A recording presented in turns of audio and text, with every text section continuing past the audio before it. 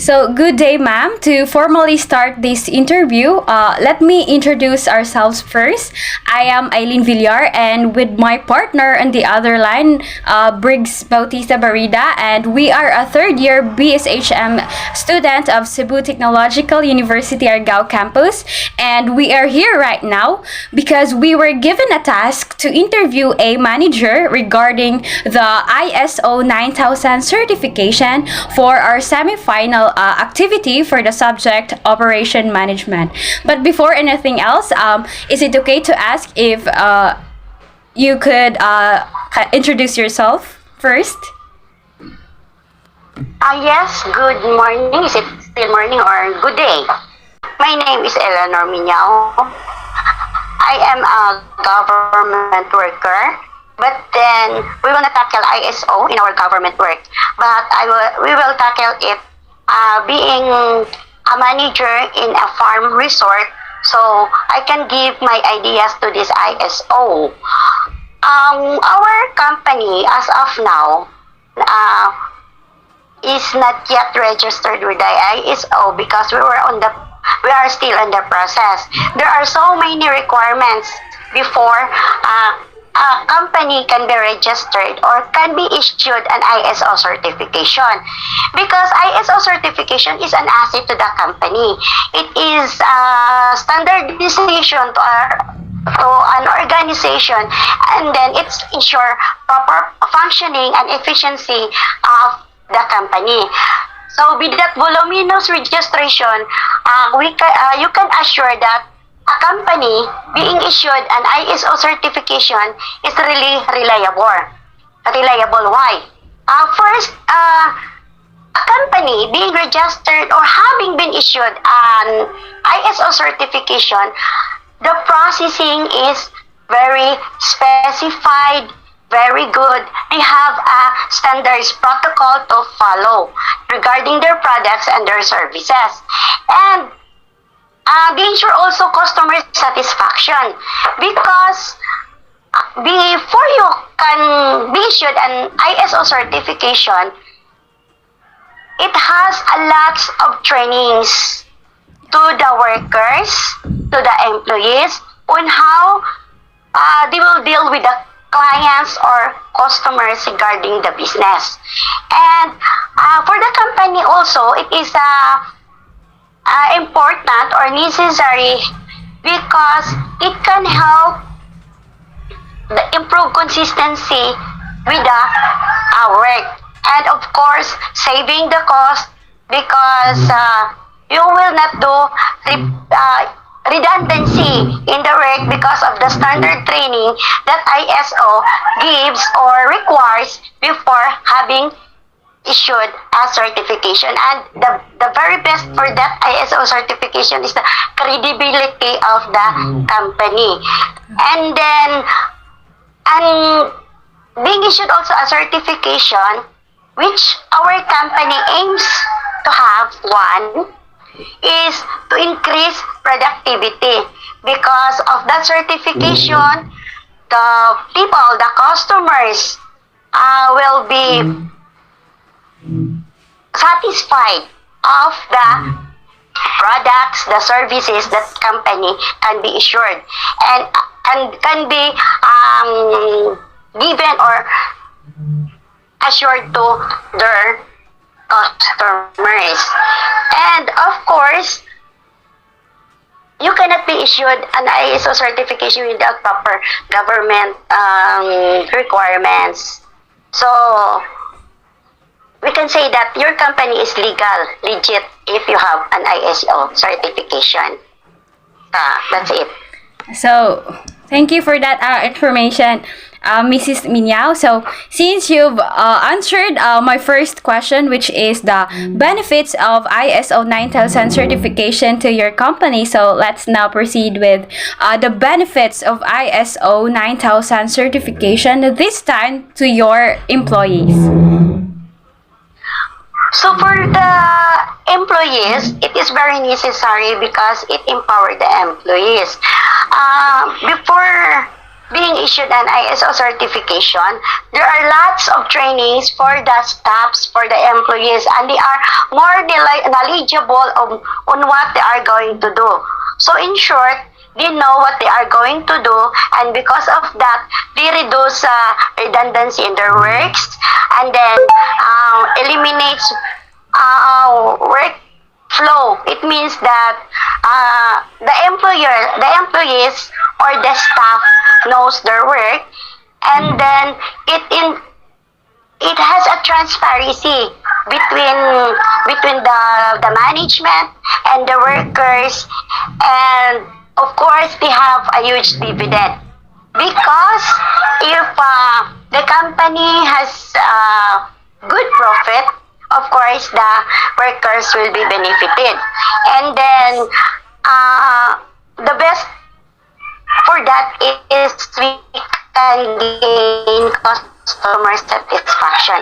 Everybody in the company, what they aim is the customer satisfaction in order to improve their company. Because without customer, company is useless. So for the employee, that those are the benefits that they can get if they are ISO certified, because wherever they go, wherever they apply, they can assure that they are knowledgeable and they are ready to do what the company wants them to be done. So yes, I definitely agree with you, Mrs. Minyao. So thank you for that information, Mrs. Minyao. We really appreciate your spending time with us right now. So since you're just gadali man ka, so let's end this interview here. So thank you very much again, and goodbye and good morning once again. I mean, good afternoon. Good. Okay.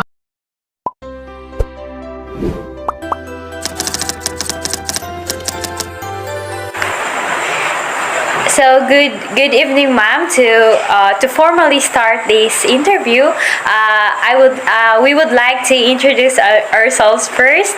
I am Ailen Villar, and my partner is. I'm Briggs Barrida. And we are a third year BSHM student from Cebu Technological University Argao campus, and we are here right now because we were given a task. To interview an employee regarding the ISO 9000 certification for our semi-final activity for the subject Operation Management. So in this interview, first, is it okay if I would like to ask to introduce yourself first, ma'am? Okay, so good day, everyone. I am China May Villar, graduate of Bachelor of Science in Industrial Engineering. Currently working at the Yamashi Cebu Filters Manufacturing Corporation. So I have just only one question for you, ma'am. So my question for you is, what are the benefits of ISO 9000 to your company and to your employees? Okay, so you know that ISO stands for International Organization for Standardization, right? Yes. It is a non-government organization that develops standards to ensure the quality, safety, and efficiency of products, services, and systems. So it also requires a company to set clear objectives for your business, standardize processes, and explain them to your employees.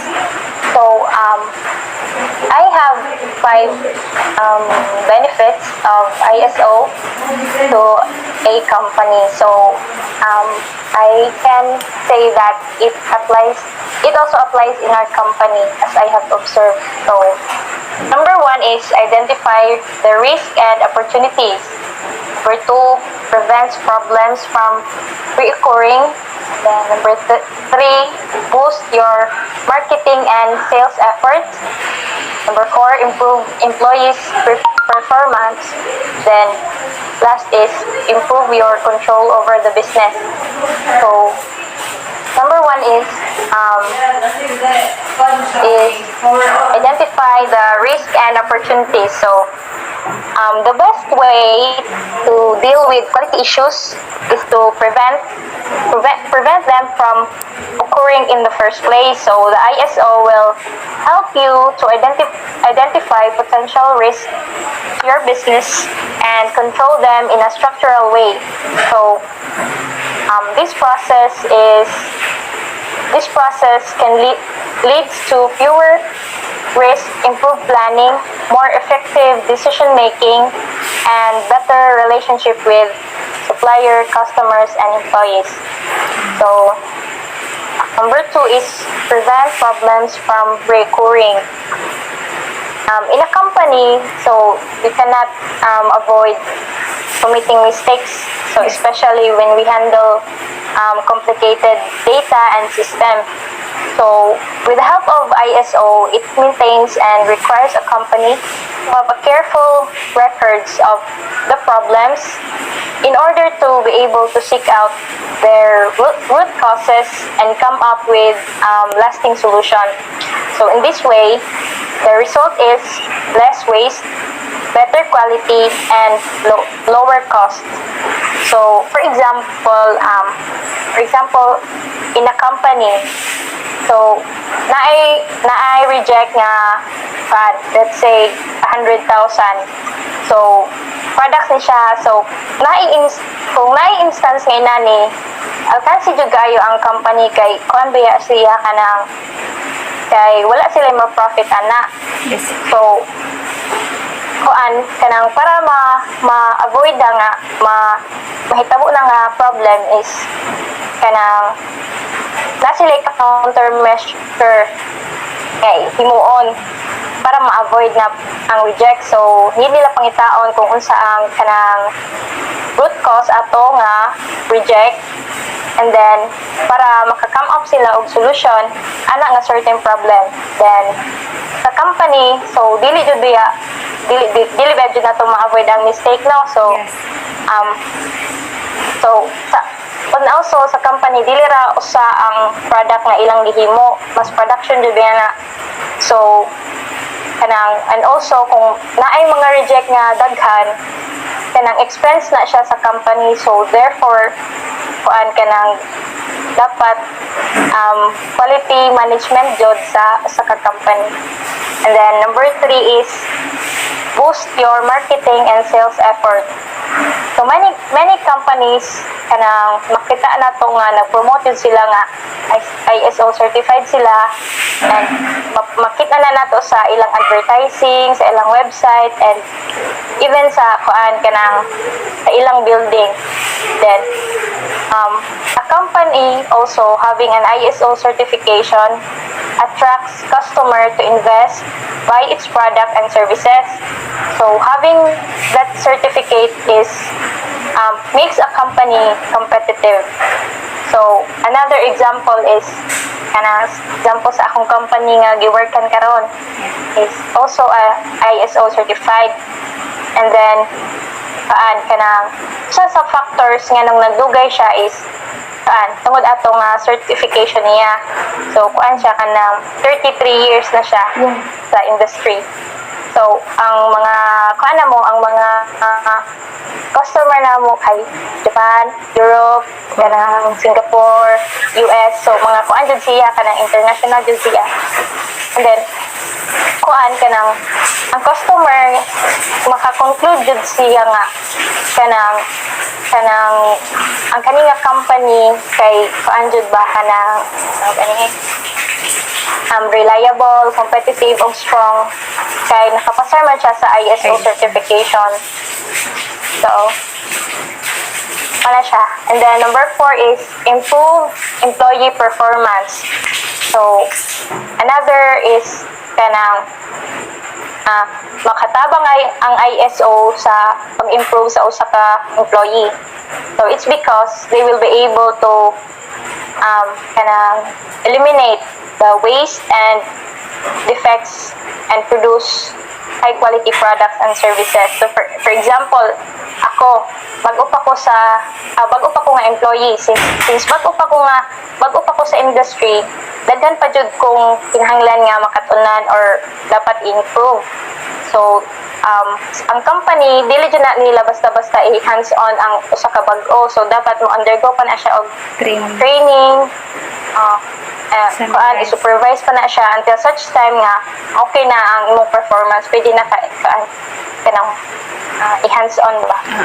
So the ISO requires a company to have resources, tools, and training in order for employees to improve and produce high quality products.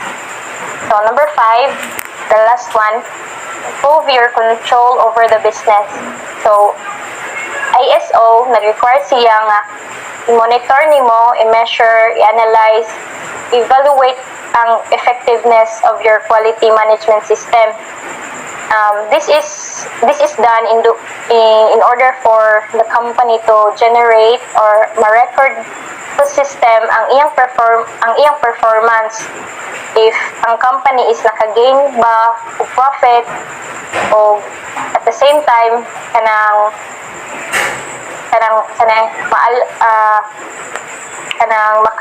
makabuhat siya og kanang better decision og unsay dapat nga next step sa usa ka company, kung napa ba siya dapat i-improve o unsa pa ang dapat niyang ma-improve. That's all I can say. That alright? Thank you for that very detailed information, ma'am. So naka-learn jud